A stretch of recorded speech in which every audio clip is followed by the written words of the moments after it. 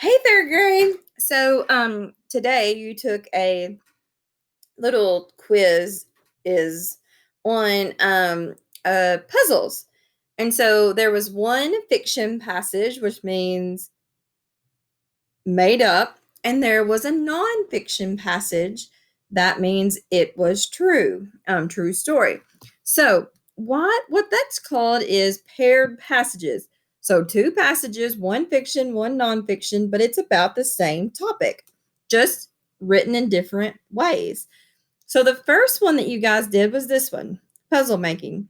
And this one is the nonfiction because it's telling you facts about puzzles.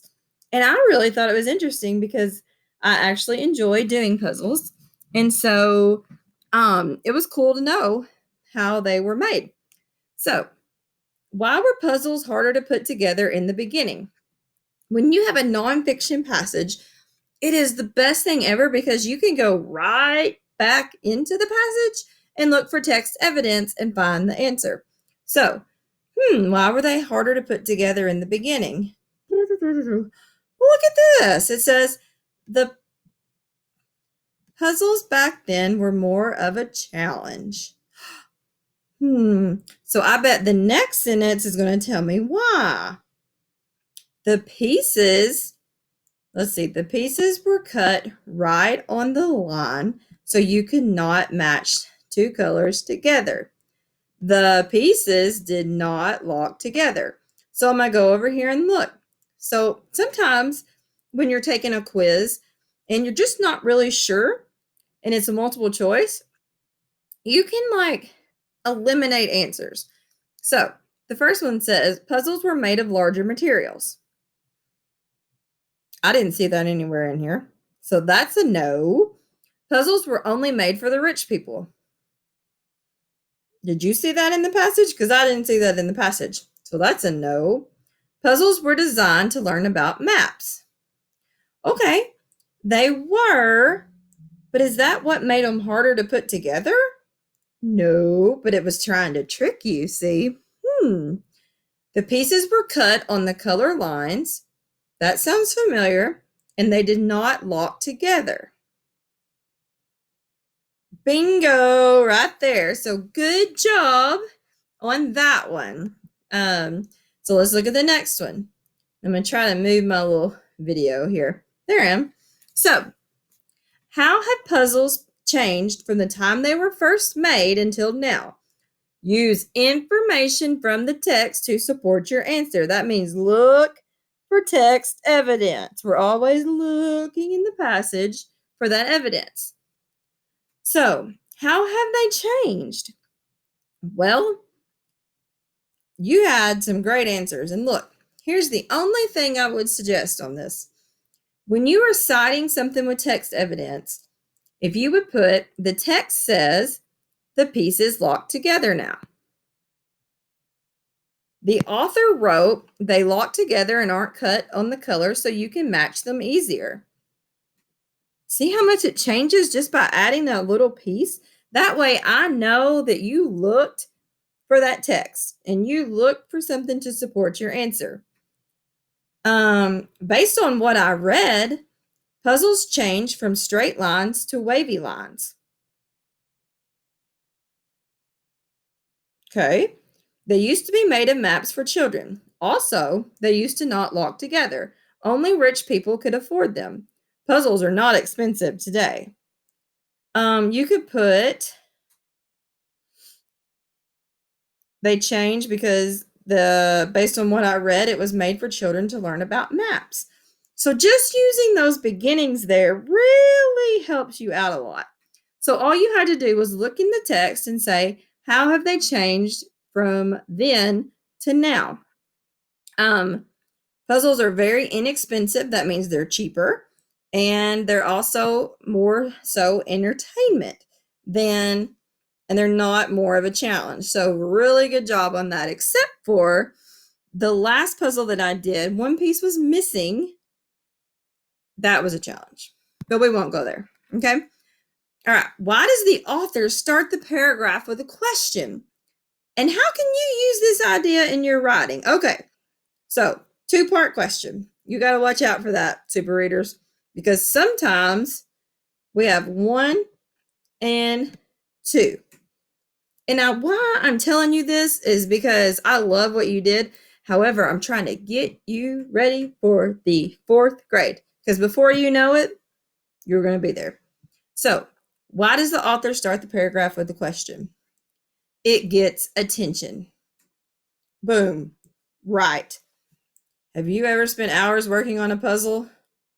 Already, I was like, yes. He wants us to put in the setting he is about to talk about. I love that. So he's wanting you to get and think about that schema,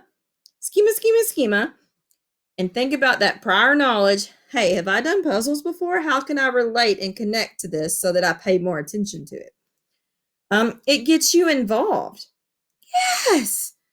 The author is trying to get us interested. I mean, this is 4th grade answers right here. I've let's see. So they can get readers thinking. Absolutely. So then some of you did do 2 parts. How can you use this in your writing? I can ask a question at the beginning of my story. Absolutely. I would ask them a question. I could use it to interest people. So, fantastic job on that. Really impressed. Okay. Then we went to the fiction passage, which is made up. So, this is talking about Reese and her family, and they went to Tennessee. How fun. I bet some of you have made a connection in this story because I bet some of you guys have been in a cabin in the Smoky Mountains. So maybe that was a connection for you. I don't know. Hopefully it was. What was Reese's motivation to finish this puzzle? Once again, multiple choice, eliminate. That's what I would tell my 3rd graders. Eliminate. She did not like to start things she wasn't going to finish. Did it say that anywhere? I don't think so. She loved puzzles and did them often. I don't think I saw that either. She was in Tennessee and they did puzzles there. Nope. I don't think that's even part of it. She was in Tennessee, but it's not like she probably did a puzzle every time. She knew her grandfather would be proud if she finished it. So that motivation is because she wanted to make him proud. So, fantastic. What is one character trait that you see in Reese? What text evidence proves that she has that character trait? So, what this question wanted you to do was think of the character trait that Reese had. And most of you knocked it out of the park. And we haven't really talked about character traits, but we're about to. So, I was really excited to see this question. And actually, we're going to talk about Alexander and some character traits about him today. So, she is focused. And then look, here's some text evidence. Hallelujah. She spent all night working on a puzzle. That was it. That's all there is to it. She's a focused person. Text evidence, she spent all night. So, 2-part question. Determined. She worked on the puzzle until it was finished. Boom. She does not give up. She knew her grandfather would be proud. And then here, one character trait I see in Reese is she is hardworking. She worked late into the night to finish the puzzle. That would be an E. Trying to write here on this thing. EM. That's exceeds mastery right there. Wow. That's perfect answer. She does not give up. I know this because she did not give up on the puzzle in the story. Once again, great job. Confident? Yes, but what's the text evidence? What is telling me that she's confident? She never gave up. Perfect. But how did she never give up? Was she running a race? Was she swimming laps? Did she swim across the river? So text evidence is important because it tells me why she never gave up. But really good job picking out those character traits, okay? We're going to really dive into that soon.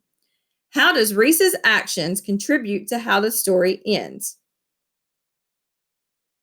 So, the puzzle was extremely hard. What's her actions here? An action means a verb, like she is doing something or she is, she's working hard. Reese never gave up. She worked late. So we know she's working late into the night. He was proud of her, so he got her ice cream. I mean, hello, what a great reward that was. So the story ends happy because she got ice cream when she finished the puzzle. Her grandfather was proud of her, so he took her out for ice cream. She was proud of herself. The puzzle got completed. She finished the puzzle and she was hardworking. And these are your answers. These are not my answers. Her grandpa took her to get ice cream on her own. She was, and that exceeds mastery right there. Right there. That tells me her actions, and that tells me information that supports that answer. She was very happy. And don't worry that you're not in exceeds mastery. We're really going to work on these things, but this was really good to start off with. And this quiz was not for a grade. Um, it's really just for practice to see what we need to work on and to see what I need to teach you, because this next 9 weeks will go by super fast.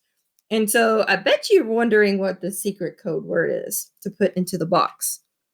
And because the puzzle that I was working on missed a piece and not connected with these stories because of that stinking puzzle, the mystery word to put into the box is Cinderella. Once again, the mystery word to put into the box for a dojo point for watching me ramble on is Cinderella.